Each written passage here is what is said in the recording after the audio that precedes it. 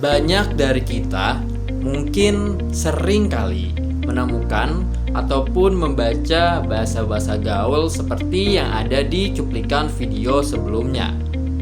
Terlebih lagi di era digital seperti ini, bahasa gaul marak kali digunakan oleh berbagai kalangan di berbagai macam platform media sosial. Mulai dari kolom komentar, postingan, hingga percakapan sehari-hari di WhatsApp ataupun Instagram, bahasa gaul mudah sekali untuk kita temui. Bahkan mungkin diri kita sendiri seringkali menggunakan bahasa-bahasa tersebut tanpa sadar. Memang awalnya bahasa gaul kita nilai sebagai sebuah bahasa yang efektif dan juga praktis untuk digunakan dalam percakapan sehari-hari. Tetapi apakah kita pernah berpikir lebih jauh dampak dari kebiasaan tersebut terhadap kemampuan kita dalam menggunakan bahasa Indonesia, terutama dalam situasi yang lebih formal? Nah, dalam video kali ini saya akan membahas fenomena tersebut, mulai dari pengertian bahasa gaul, penggunaannya dalam kehidupan sehari-hari, hingga dampaknya terhadap bahasa Indonesia.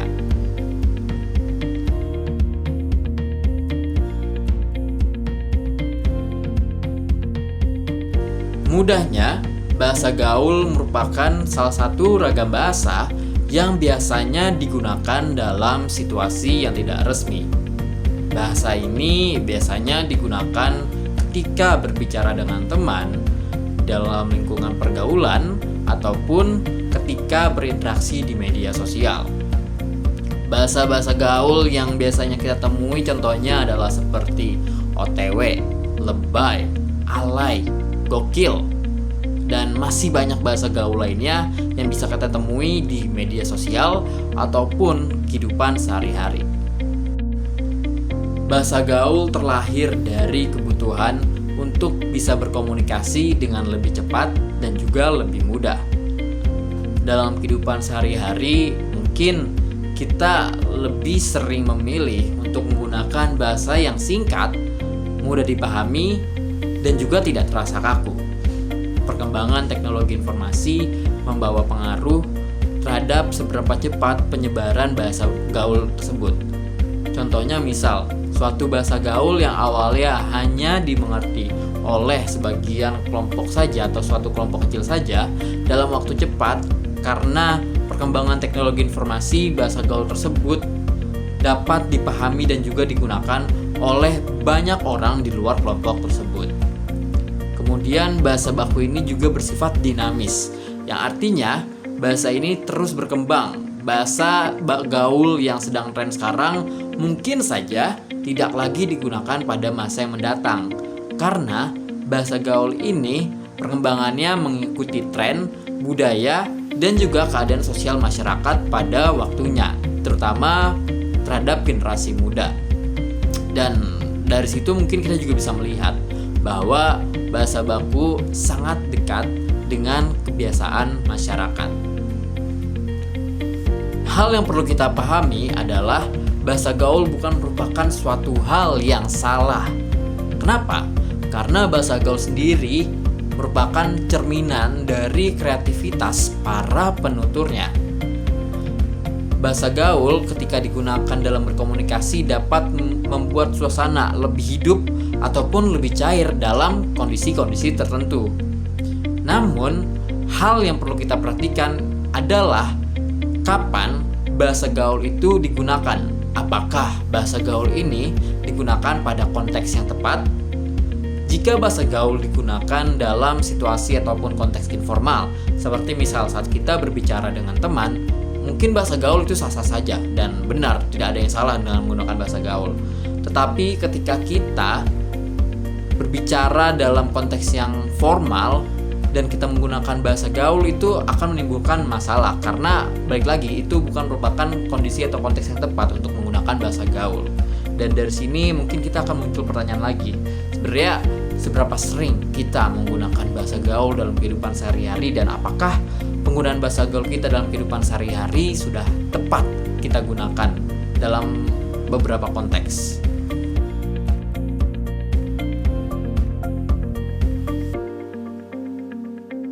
Dalam kehidupan sehari-hari, bahasa gaul mudah sekali untuk kita temui, terutama dalam lingkungan pertemanan.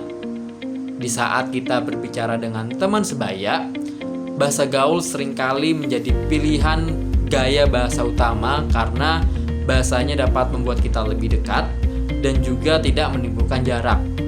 Selain itu, bahasa ini dapat membuat suasana komunikasi menjadi lebih santai dan juga lebih cair, sehingga alur percakapan dapat mengalir lebih alami.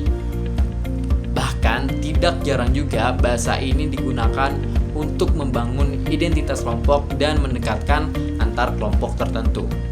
Namun, yang menjadi masalah adalah ketika kebiasaan kita dalam menggunakan bahasa gaul perlahan terbawa ke dalam situasi yang tidak tepat. Pada awalnya, kita mungkin menggunakan bahasa gaul hanya dalam lingkup informal saja atau konteks informal saja. Tetapi perlahan-lahan kita mulai menggunakan bahasa gaul pada situasi formal juga. Misalnya di saat kita mengerjakan tugas, di saat kita menghubungi dosen, ataupun menghubungi pihak-pihak kampus lainnya.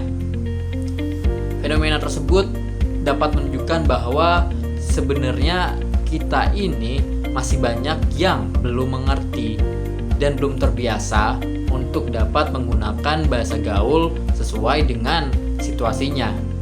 Padahal menyesuaikan ragam bahasa sesuai situasi merupakan salah satu kemampuan berbahasa yang penting untuk dimiliki.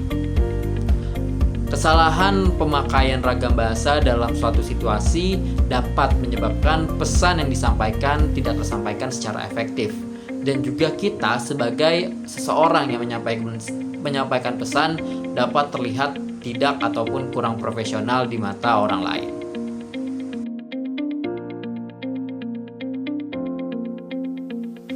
Dalam kehidupan sehari-hari, bahasa gaul banyak sekali membawa dampak. Dampaknya tidak selalu bersifat negatif, karena pada dasarnya bahasa gaul memainkan peran penting terhadap fungsi sosial dalam proses komunikasi. Dari sisi positifnya, bahasa gaul dapat mengakrabkan para penuturnya.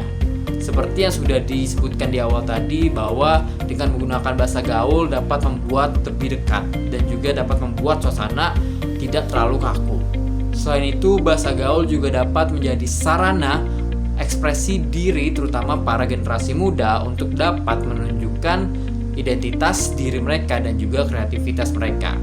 Nah, dalam konteks ini bahasa gaul dapat membuat suasana lebih cair dan komunikasi dapat lebih mudah dipahami. Di luar dampak positif yang sudah disebutkan tadi, terdapat beberapa dampak negatif yang perlu diperhatikan juga. Salah satu dampak negatif yang mungkin saja muncul akibat bahasa gaul adalah tidak terbiasanya seseorang untuk menggunakan bahasa Indonesia yang baku. Ketika seseorang terlalu sering menggunakan bahasa gaul dalam berbagai situasi, maka itu bisa saja membuat kemampuan dirinya dalam menggunakan bahasa Indonesia yang formal, terutama dalam konteks akademik, berkurang. Selain itu, dapat juga terjadi pencampuran ragam bahasa dalam suatu situasi. Ketika seseorang mencampurkan ragam bahasa gaul dan juga ragam bahasa baku di suatu situasi tanpa aturan yang jelas, maka bisa saja pesan yang ia sampaikan itu tidak tersampaikan secara efektif dan juga dapat menimbulkan kesalahpahaman bagi para penerima pesannya.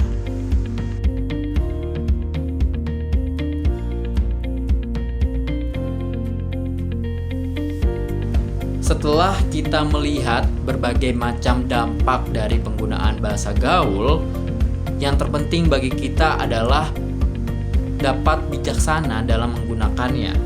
Bahasa gaul tidak perlu kita hindari, karena bagaimanapun juga bahasa gaul merupakan salah satu bagian dari komunikasi sehari-hari. Namun, hal yang perlu kita perhatikan adalah konteks. Konteks kapan kita seharusnya menggunakan bahasa gaul tersebut dalam situasi informal seperti dalam lingkup pertemanan atau pergaulan, mungkin sah-sah saja kita menggunakan bahasa gaul. Tetapi ketika kita dalam situasi yang resmi atau formal seperti perkuliahan, mengerjakan tugas, ataupun konteks-konteks komunikasi resmi lainnya, kita tidak bisa menggunakan bahasa gaul dan kita seharusnya menggunakan bahasa Indonesia yang formal. Bahasa gaul maupun bahasa baku sebenarnya dua hal tersebut tidak perlu dipertentangkan penggunaannya karena keduanya dapat berjalan dengan beriringan selama penggunaannya sesuai dengan tempatnya. Bahasa gaul untuk keakraban, sedangkan bahasa baku untuk hal-hal yang berbau dengan profesionalitas. Sebagai penutup dari video ini, saya ingin mengucapkan bahwa bahasa gaul ini merupakan salah satu perkembangan ragam bahasa yang tidak bisa kita hindari. Kita sebagai penutur bahasa gaul tersebut hanya membutuhkan sebuah kebijakan untuk dapat menggunakan bahasa gaul sesuai dengan konteksnya atau situasinya. Dan diperlukan juga kesadaran berbahasa bagi kita akan pentingnya bahasa Indonesia sebagai bahasa identitas nasional dan juga bahasa resmi negara. Sekian dari saya, terima kasih.